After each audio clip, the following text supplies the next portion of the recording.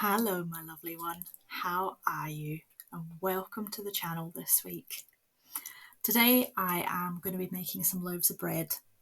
Now, David's work is hosting a conference for employees from all over the country. So they're descending upon Glenveigh, and as part of this, they're having a load of field trips and they're going to be cooking food for them up in the hills of the national park. So David has asked me if I would make some loaves of bread because homemade is always much nicer than shop bought. So I am doing a triple batch. And you're probably watching thinking that's a heck of a lot of flour. Yes, it is, but it's a triple batch, so of course you're going to need quite a lot of flour. So I've put 9 cups of flour. I'm just going to close that up because otherwise I will forget. I'm a bugger for leaving the lid off of things. I'll eventually get there with the lid. So the next thing I'm going to do is put in sugar. So normally there'd only be 1 tablespoon, but because I'm triple batching, that's 3 tablespoons of sugar that's going in.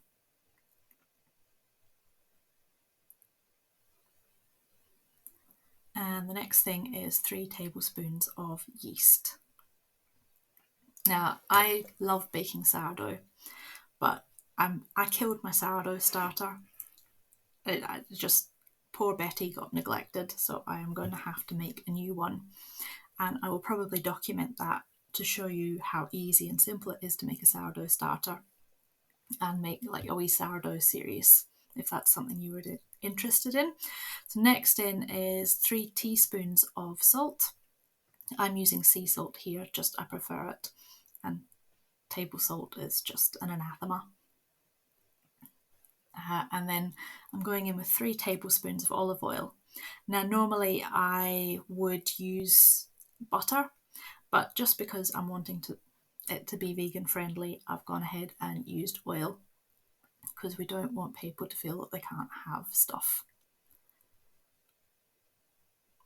And finally, I'm going to go in with 3 cups of water, or 750 mils if you're measuring it out in a measuring jug.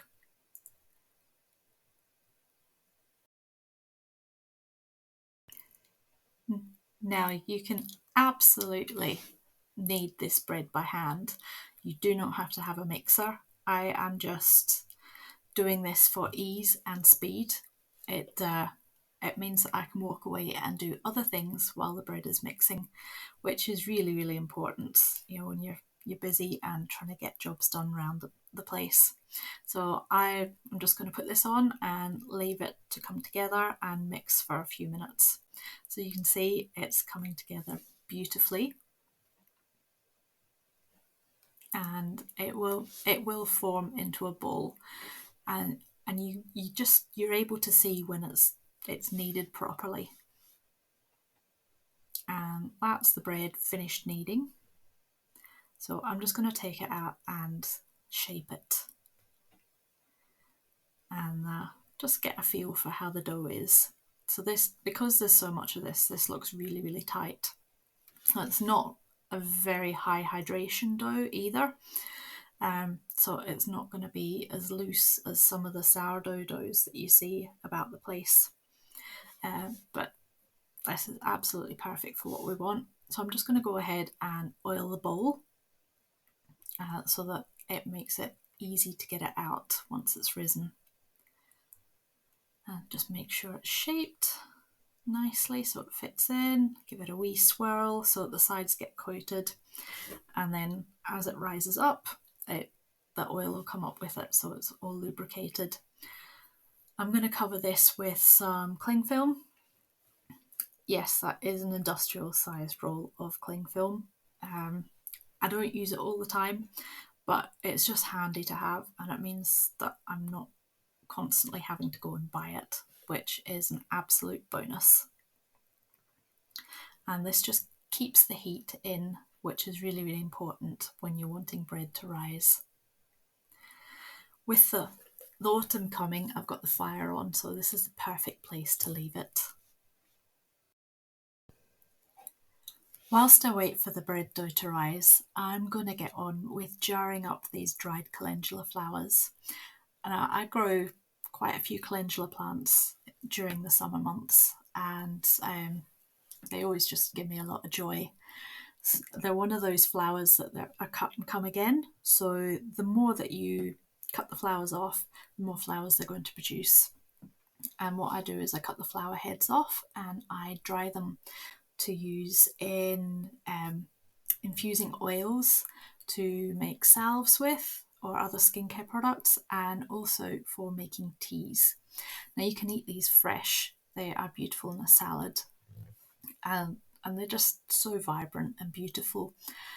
And why wouldn't you want to have these just growing in your garden anyway? But you know, just to have something that is such a beneficial plant medicinally in your garden is an amazing thing to have. So that's them all jarred up, and I'm going to keep going and get as many dried as I possibly can. So you can see there's still plenty of flowers in the garden, and what I do is I just take the scissors right up underneath the flower head and snip it right off, because we don't really want any of the stem on there. And we just cut away and put each flower in the colander. I've got quite a high-sided bowl because I've learned from the past, when it's breezy like this, that if you have a shallow dish, the wind is just going to pick the flowers up, so you're better off with a deeper bowl. And I'm just going to keep going, because why not? The more the merrier. How beautiful are these sunny, smiling faces? They just give me such joy.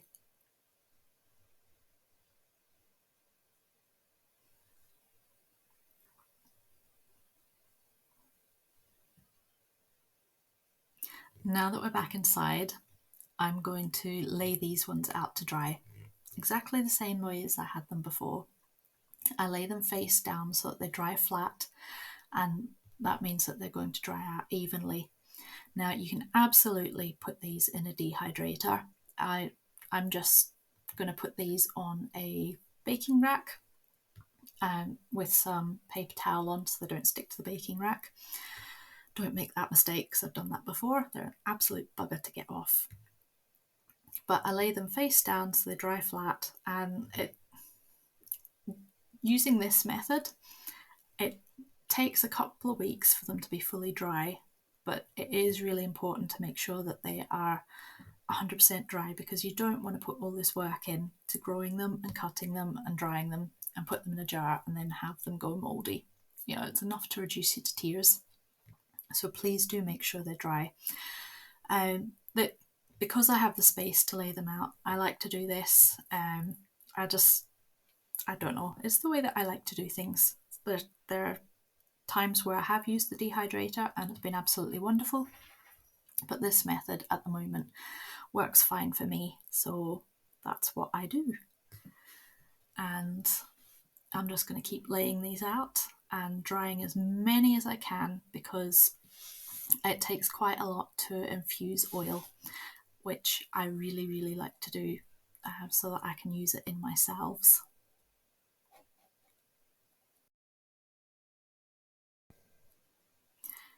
So here you can see I managed to get 3 of the baking racks full of flowers, and these are going to go on my bookshelf for the next couple of weeks, and they're just going to do their thing and dry out beautifully.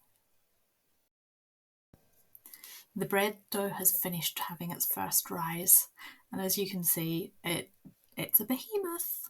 It is a massive amount of bread dough. Okay, maybe not massive, but it's certainly a lot of dough. That's a 6.9 litre bowl on there, so it's quite an amount. Anyway, we're going to divide this up and start shaping the loaves. So I'm just sort of knocking this dough back and getting it to where I can see what I've got and divide it up evenly, because we want to make sure that we get the loaves an even size so that they can all cook at the same pace. So I'm just using my dough scraper or bench scraper, whatever you want to call it, to cut that up.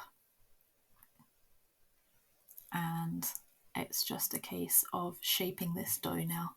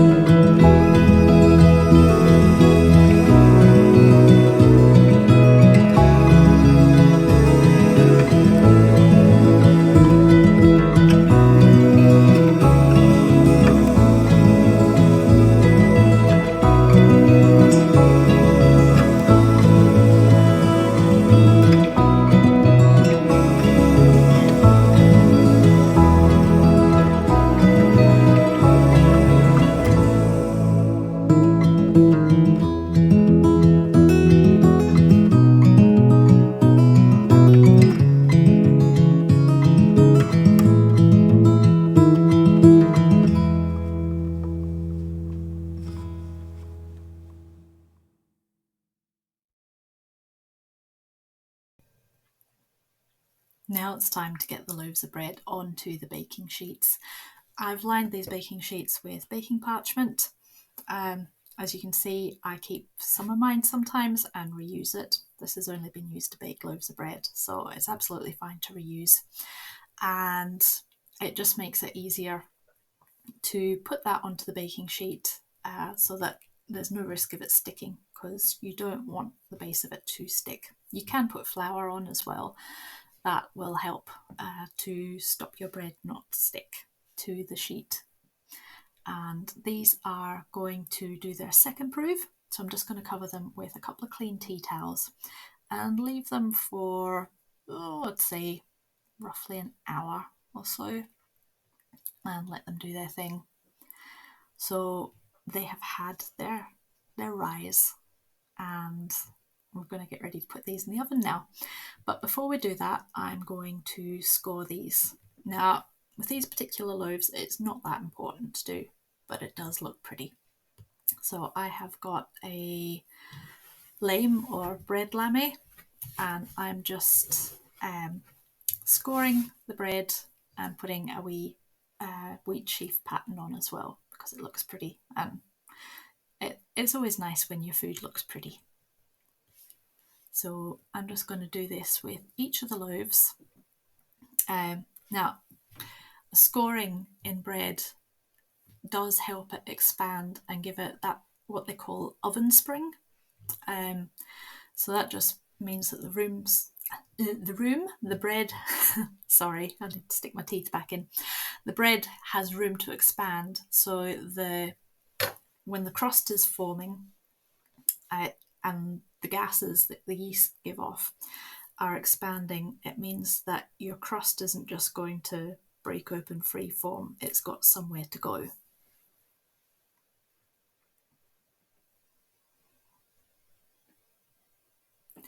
So I've preheated my oven to 180 degrees Celsius. Now this is a fan forced oven, so if it was a conventional oven, I would say between 190 and 200, just depending on how hot your oven runs. And I'm going to bake these for 30 minutes, and I will have a look at them at 30 minutes and decide if they need any extra time.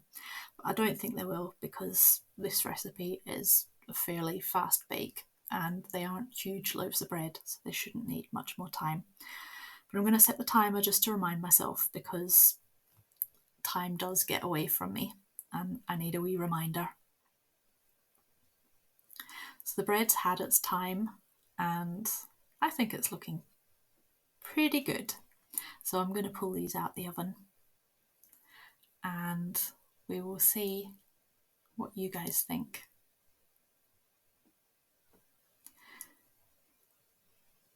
So here they come, and they're looking pretty darn fine to me. So I'm going to get these onto some cooling racks, fairly handy, just so that there's no condensation forming. And I'm tapping the base there just to see how they sound, because you can quite often tell by the sound on the base if it's cooked or it needs extra time. But these are sounding pretty good. So these are going on so that the condensation from the bottom doesn't give you a soggy bottom, because who wants a soggy bottom?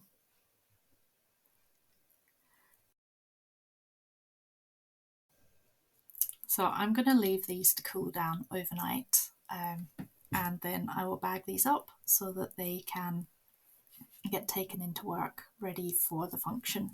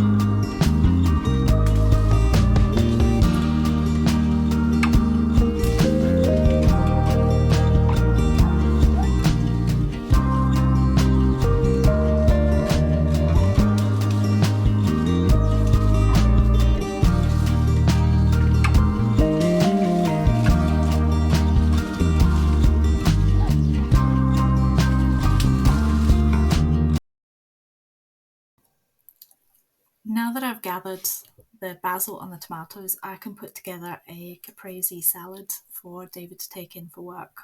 It's another thing that he's requested. It always goes down well, and it's just, when it's done right, it looks beautiful and it tastes delicious too. You have to excuse the dog in the background. He's running in his sleep. Anyway, I am slicing up these tomatoes just into rounds or whatever shape the tomatoes come in. And you get some weird and wonderful shapes when you grow your own vegetables. There's something quite special about sharing things that you've grown or produced yourself. It just tastes a lot better than some of the things that you can get in the shops. Now that I've cut up the tomatoes, I'm going to go ahead and slice up the mozzarella. So these are the fresh mozzarella balls. I'm going to cut them in half and then just cut them into slices. It'll make it easier to arrange it on the plate if I do this instead of just tearing it into chunks. And this combination of flavours is just absolutely amazing, and it's a favourite in our house.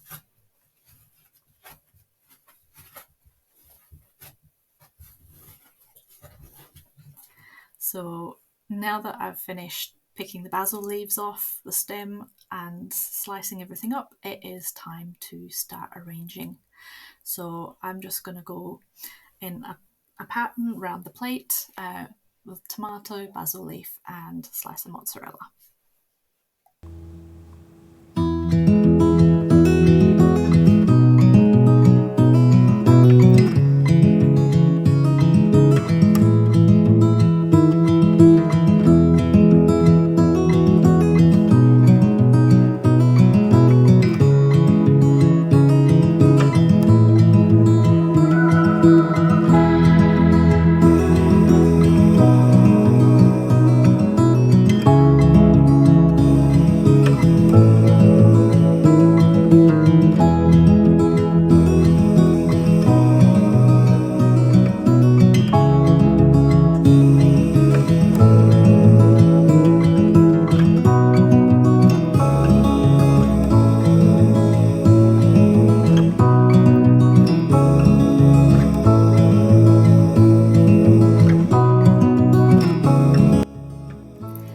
Finally finished arranging the salad on the plate, and it's time to season it and dress it. So I'm going to begin by seasoning with a little bit of sea salt. I know it looks like a lot, but they're quite large flakes that I'm having to crumble up, so there's not as much going on as you think.